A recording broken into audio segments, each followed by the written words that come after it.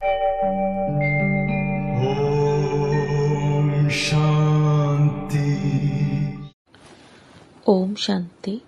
आज 17 अगस्त 2026 दिन सोमवार की साकार मुरली।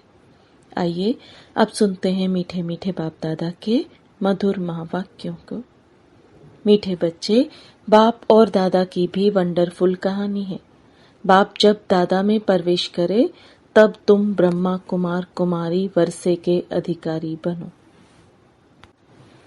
प्रश्न, निश्चित ड्रामा को जानते हुए भी तुम बच्चों को कौन सा लक्ष्य अवश्य रखना है? उत्तर, पुरुषार्थ कर गैलप करने का, अर्थात विनाश के पहले बाप की याद में रह कर्मातीत बनने का लक्ष्य अवश्य रखना है।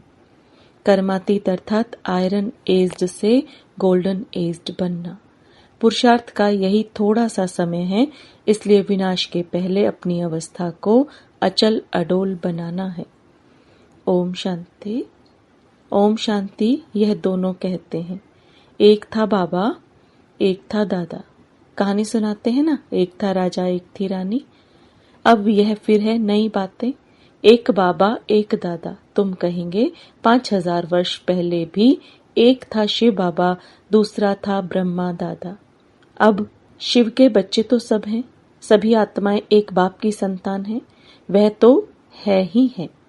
ब्रह्मा के बच्चे ब्राह्मण भी थे। प्रजापिता ब्रह्मा की संतान ब्रह्मा कुमार कुमारियां थे। उन्हों को कौन पढ़ाते थे? शिव बाबा। प्रजापिता ब्रह्मा के यह ब्रह्मा कुमार कुमारियां ढेर बच्चे हैं ना। ब्रह्मा कुमार कुमारियां मानते हैं बरोबर हम शिव बाबा के बच्चे भी हैं, पोत्रे भी हैं। बच्चे तो हैं ही, अब पोत्रे बने हैं। ब्रह्मा द्वारा दादे से वर्षा लेने। अभी तुमको दादे से वर्षा मिलता है, जिसको शिव बाबा कहते हैं, परंतु ब्रह्मा कुमार कुमारियां होने कारण उनको हम दादा कहते हैं। वर्षा दादे का है, ब्रह्मा दादा का नहीं। वैकुंठवासी बनने का वर्षा उस बाप से मिलता है। आधा कल्प वर्षा पाते हो, फिर तुमको श्राप मिलता है रावण से। नीचे उतरते आते हो, जैसे कि ग्रहचारी बैठती है नीचे उतरने की। अभी तुम बच्चे समझते हो हमारी ग्रहचारी राहु की दशा पर पूरी हुई। राहु की दशा है सबसे बुरी। ऊंचते ऊंच बृहस्पति की दशा, फिर राहु की दशा बैठी तो 5 विकारों के कारण हम काले हो गए। अब फिर बाप कहते हैं दे दान तो छूटे ग्रहण। है तुम्हारी बात। उन्होंने फिर सूर्य चंद्रमा का ग्रहण समझ लिया है। जब ग्रहण लगता है तो दान मांगते हैं। यहाँ बाप तुमको कहते हैं 5 विकारों का दान दो तो ग्रहचारी उतर जाएगी।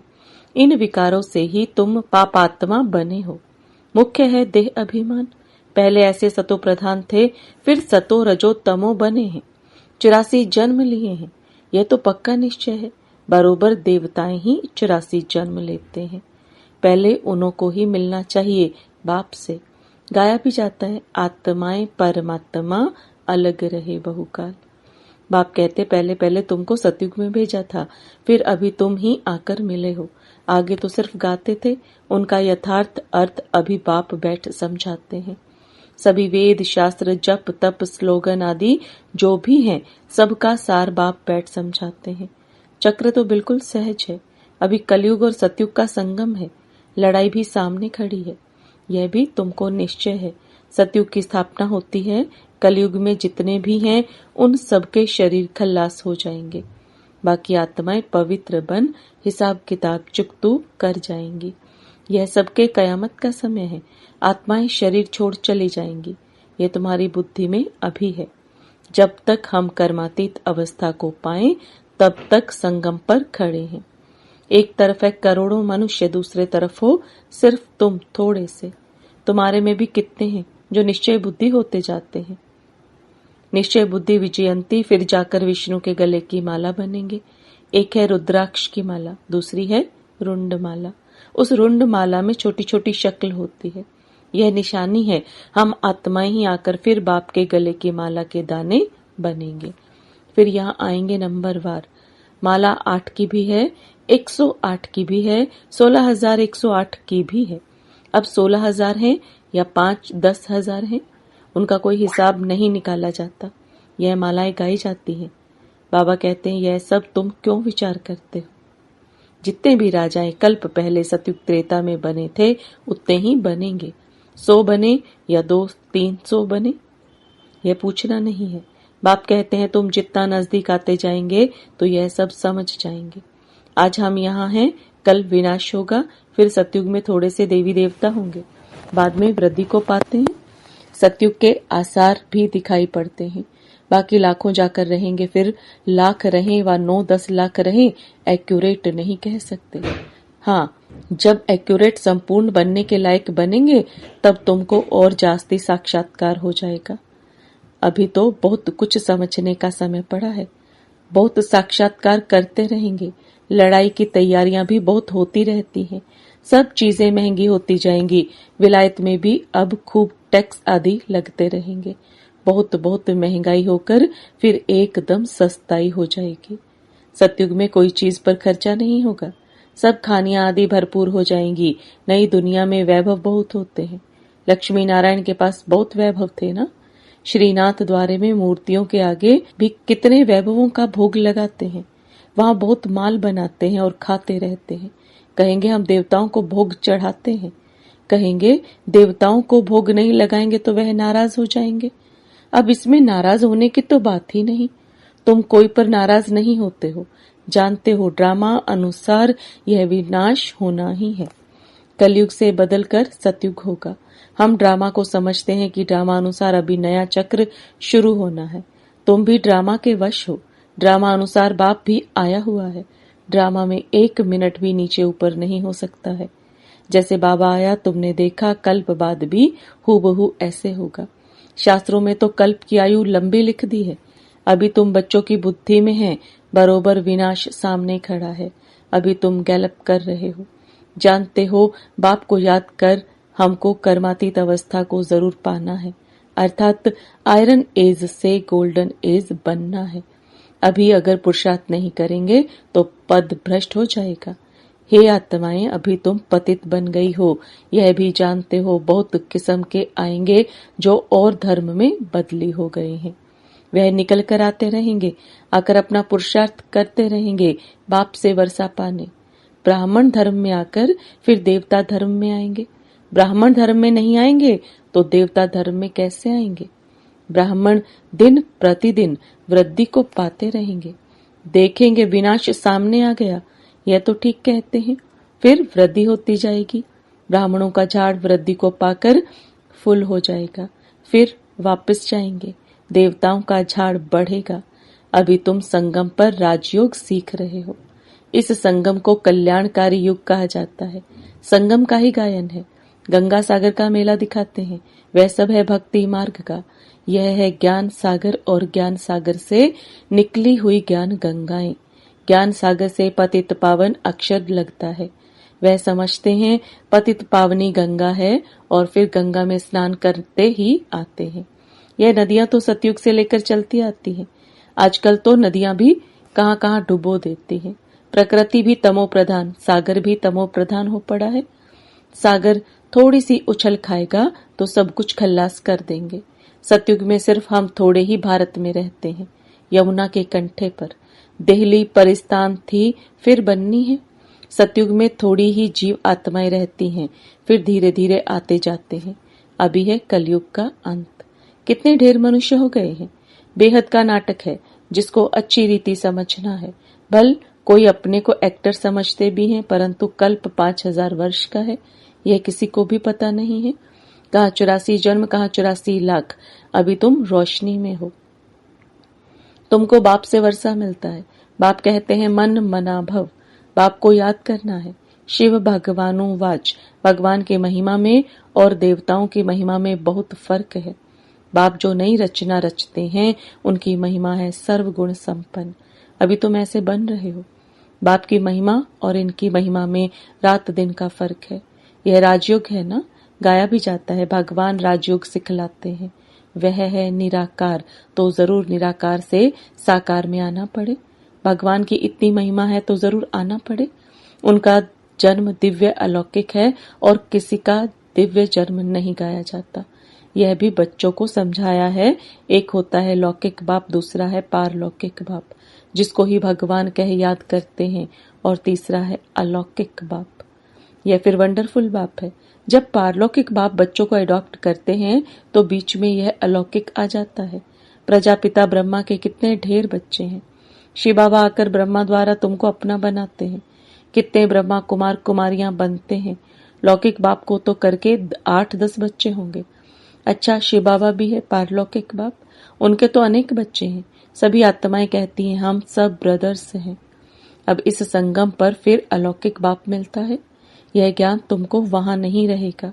प्रजापिता ब्रह्मा बाप मिलता ही तब है जबकि बाप आकर नई सृष्टि रचते हैं। तो यह अलौकिक जन्म हुआ ना, इनको कोई समझ नहीं सकते। वह लौकिक, वह पारलौकिक, और यह है संगम युगी अलौकिक बाप। लौकिक बाप तो सतयुग से लेकर होते आए हैं। पारलौकिक बाप को वहां कोई याद नहीं करते।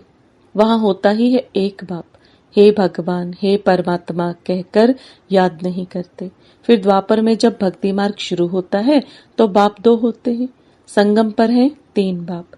प्रजापिता ब्रह्मा भी अभी मिलता है। अभी तुम उनके बने हो, जानते हो यह अलौकिक बाप है। अभी तुम इन बातों को अच्छी रीति जानते हो और याद करते हो। अपने को आत्मा समझ बाप को याद करो। सतयुग में याद करने की दरकार ही नहीं। दुख में पारलौकिक बाप का सब सिमरण करते हैं। यह तो बिल्कुल सहज बात है। सतयुग त्रेता में 1 बाप होता है, द्वापर में 2 बाप होते हैं। इस समय तुम अलौकिक बाप के बच्चे बने हो, जिस द्वारा तुम वर्षा लेते हो। तुम बच्चे ही ब्राह्मण बनते हो, जो फिर देवता बनेंगे। विनाश भी तुम्हारे को ही देखना है, जो तुम इन आंखों से देखेंगे। बॉम्ब्स छोड़ेंगे, मनुष्य तो मरेंगे ना। जापान में भी बॉम्ब छोड़ा, देखा ना कैसे मनुष्य मरे। अब यहाँ लड़ाइयां लगती रहती हैं। खुद भी कहते हैं हम तंग होते जाते हैं। 10-10 वर्ष तक भी लड़ाई चलती रहती है। बॉम्ब्स में तो चपटी में अर्थात सेकंड में सब खल्लास हो जाएगा। चिंगारी लगती है तो शहर नष्ट हो जाते हैं। यह तो बॉम्ब्स हैं, आग भी लगनी है। तुम बच्चे जानते हो बाप आए ही हैं स्थापना और विनाश कराने, तो जरूर यह सब होगा। पुरुषार्थ करने का भी समय है। माया घड़ी घड़ी तुम्हारा बुद्धि योग तोड़ देती है। अर्जुन, तुम अडोल स्थिर कहाँ बने हो। कहते हैं बाबा माया के तूफान बहुत आते हैं। कोई तो सारे दिन में घंटा आधा भी याद नहीं करते हैं। बाप कहते हैं तुम कर्म योगी हो। 8 घंटा तो यह सेवा करेंगे, 8 घंटा याद कर सको, इतना पुरुषार्थ करना है। याद करते रहने में विकर्म विनाश होते जाएंगे। इसको ही योग अग्नि कहा जाता है। यह है मेहनत। ग्रस्त व्यवहार में रहते हुए सिर्फ याद करना है। यह भी बाबा बतलाते हैं कि जिन्होंने ग्रस्त छोड़ा है, बच्चे बने हैं, वह भी इतना याद नहीं करते हैं। घर में रहने वाले और ही जास्ती याद करते हैं। अर्जुन और भील का भी मिसाल देते हैं ना। मेहनत है बाप को याद करना और चक्र को समझना है। महाभारत लड़ाई भी जरूर लगेगी, सतयुग में थोड़े ही लगेगी। तो तुम बच्चों को अंधों की लाठी भी बनना है। सबको रास्ता बताना है कि बाप को याद करो, चक्र को याद करो, स्वदर्शन चक्रधारी बनो।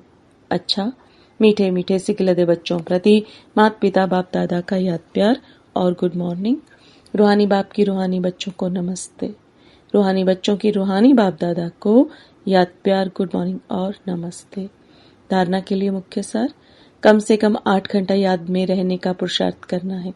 अपनी अवस्था चल और डोल रखने के लिए याद का अभ्यास बढ़ाना है। गफलत नहीं करनी है। यह ड्रामा बिल्कुल एक्यूरेट बना हुआ है, इसलिए किसी पर भी नाराज नहीं होना है, निश्चय बुद्धि बनना है। वरदान, तोड़ना, मोड़ना और जोड़ना, इन 3 शब्दों की स्मृति द्वारा सदा विजयी भव। तोड़ना, मोड़ना और जोड़ना, इन 3 शब्दों की स्मृति द्वारा सदा विजयी भव। अब बाप दादा के वरदान को विस्तार में समझेंगे। सारी पढ़ाई और शिक्षाओं का सार यह 3 शब्द हैं। कर्म बंधन तोड़ने हैं, अपने संस्कार स्वभाव को मोड़ना है और एक बाप से सर्व संबंध जोड़ने हैं। ये 3 शब्द संपूर्ण विजयी बना देंगे। इसके लिए सदा यही स्मृति रहे कि जो भी इन नयनों से विनाशी चीजें देखते हैं वह सब विनाश हुई पड़ी हैं। उन्हें देखते भी अपने नए संबंध, नई सृष्टि को देखते रहो तो कभी हार हो नहीं सकती। स्लोगन, योग की निशानी है सदा क्लीन और क्लियर। योग की निशानी है सदा क्लीन और क्लियर। ये अव्यक्त इशारे अपवित्रता के बीज को भी समाप्त कर संपूर्ण स्वच्छ अर्थात पवित्र बनो। अगर ब्राह्मण जीवन में संकल्प में भी अपवित्रता व अमर्यादा आ जाती है तो वह तख्त नशीन के बजाय गिरती कला में अर्थात नीचे आ जाते हैं। कोई विकर्म नहीं हुआ लेकिन व्यर्थ कर्म भी हुआ तो पश्चाताप के बजाय महसूसता की स्टेज होती है। महसूस होता है कि यह रॉन्ग है, नहीं होना चाहिए, वह बात कांटे के समान चुभती रहेगी, इसलिए इस व्यर्थ से भी मुक्त बनो। ओम शांति। Om Shanti.